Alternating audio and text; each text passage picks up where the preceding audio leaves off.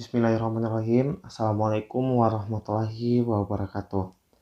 Sebelumnya perkenalkan, nama saya Mula Sabrar, NIM H121141010 dari Departemen Statistika Fakultas Matematika dan Ilmu Pengetahuan Alam Universitas Hasanuddin. Nah, di video kali ini saya akan membahas seputar proposal saya, yaitu model dissimilarity Bayesian conditional atau regresif untuk pemetaan penyakit demam berdarah di Kota Makassar. Nah, di video kali ini saya akan membahas seputar tentang bab 1, yaitu pendahuluan, bab 2 tinjauan pustaka, hingga bab ketiga metodologi penelitian. Nah, di pendahuluan nantinya saya akan membahas seputar apa saja latar belakang proposal saya, rumusan masalah, batasan masalah, tujuan penelitian, serta manfaat penelitian.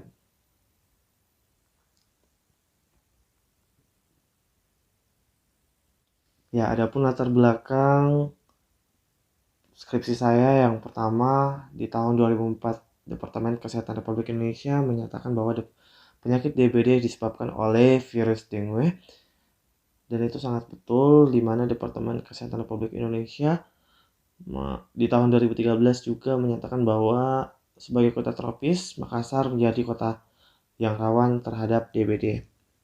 Nah, di Departemen Kesehatan Republik Indonesia menyatakan bahwa kasus DBD di Kota Makassar di tahun 2012 ada 86 kasus, 2013 ada 265 kasus, 2014 juga ada 138 kasus, dan 2015 142 kasus, hingga 2016 248 kasus. Dan seperti kita lihat bahwa kasus yang terjadi di Makassar itu sangat banyak. Nah, di tahun 2019 Tamrin melakukan penelitian, yaitu pemetaan penyakit DBD Carbayes model BEM di Kota Makassar mulai dari tahun 2012 sampai 2016. Dan Carbayes model BEM ini membutuhkan risiko relatif atau menggunakan risiko relatif nantinya. Nah, sebelumnya apakah itu risiko relatif? Jadi, analisis risiko relatif dari penyebaran penyakit demam berdarah dengue di Kota Makassar perlu dilakukan untuk melihat daerah mana saja di Kota Makassar yang berisiko tinggi terkena penyakit demam berdarah. Nah, risiko relatif merupakan ukuran yang digunakan dalam pemetaan penyakit untuk mengidentifikasi lokasi yang berisiko tinggi terjangkit penyakit tersebut.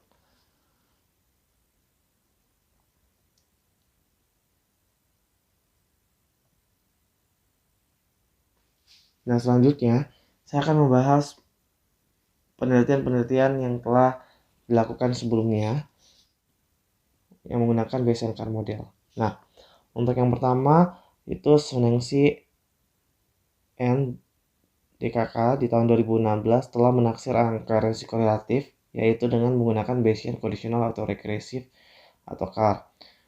Nah, di tahun 2015 Gilbert dan Forer menggunakan Carbayes model BEM dan Lorenz untuk mengimplementasikan pemodelan hierarki Bayesian pada data jumlah area. Nah, di yang ketiga Samad dan May di tahun 2017 serta Tamrin di 2019 menaksir resiko relatif menggunakan Bayesian CAR dengan model Bisacure, Molly atau BEM. Nah, di tahun 2017 Cram SMDKK melakukan penelitian mengenai Bayesian Spatial Model dengan membandingkan model yang terdapat dalam Global Spatial Smoothing dan Local Spatial Smoothing. Nah, perlu diketahui bahwa Bayesian CAR model digunakan dalam pemetaan penyakit karena mampu memodelkan risiko relatif dengan memperlihatkan pemulusan nilai taksiran risiko. Adapun jenis-jenis dari Bayesian CAR model, yang pertama dari GLM, BEM, Lorenz, Localize, serta Dissimilarity. Nah, untuk skripsi saya akan menggunakan Bayesian CAR model Dissimilarity untuk model yang akan saya gunakan nantinya.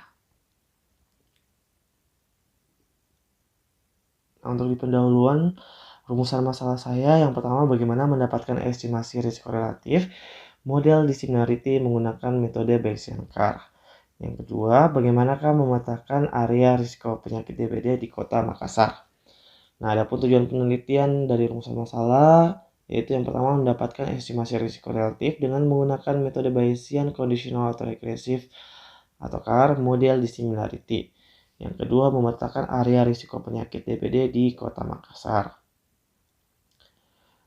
Nah, adapun batasan masalah saya yaitu masalah yang dibahas dalam penelitian ini dibatasi pada estimasi risiko relatif dengan menggunakan metode Bayesian CAR pada model dissimilarity sehingga menghasilkan peta kerawanan wilayah terhadap DBD di Kota Makassar.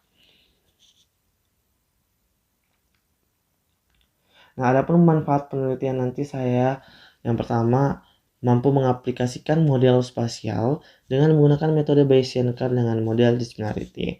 Yang kedua, menghasilkan peta kerawanan yang menggambarkan tingkat resiko relatif penyakit DBD setiap tahun untuk setiap kecamatannya di Kota Makassar.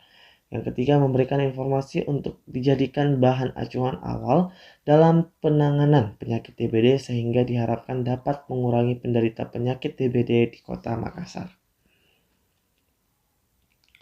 Nah, adapun di tinjauan pustaka nanti membahas seputar analisis spasial diantaranya matriks pembuat spasial dan autokorelasi spasial, membahas seputar tentang risiko relatif, juga pendekatan Bayesian, serta Markov Chain Monte Carlo atau MCMC, dan algoritma skip sampling, serta pastinya saya akan membahas Bayesian CAR bias, yaitu model dissimilarity, serta sedikit penjelasan seputar tentang penyakit DBD.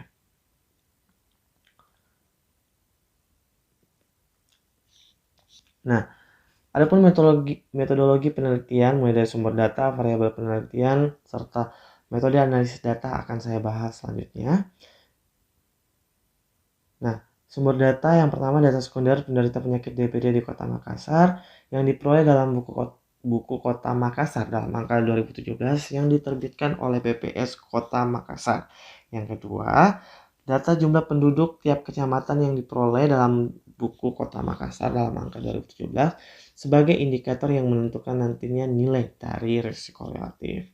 Adapun web data dari data saya bisa dilihat dari di layar yang telah saya tampilkan.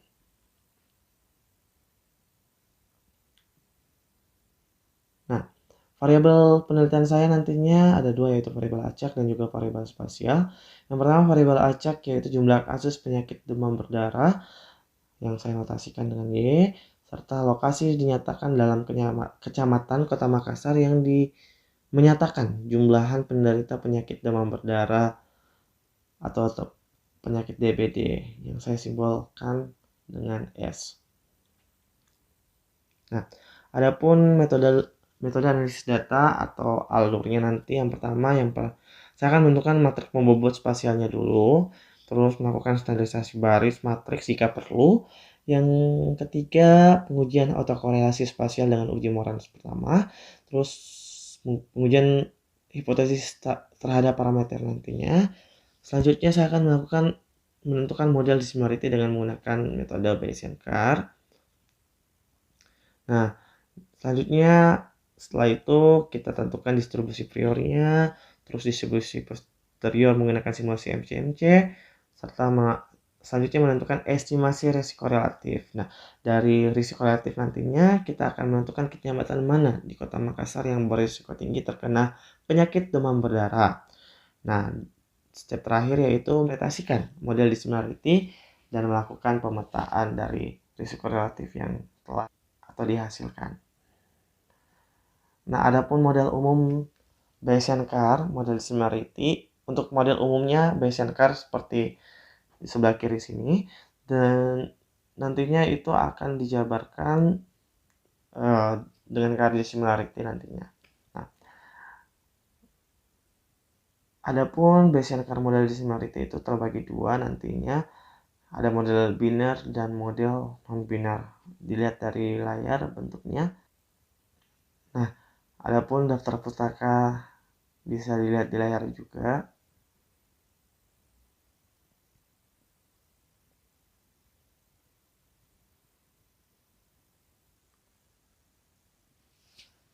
Nah, sekian dan terima kasih. Itulah pemaparan dari proposal saya.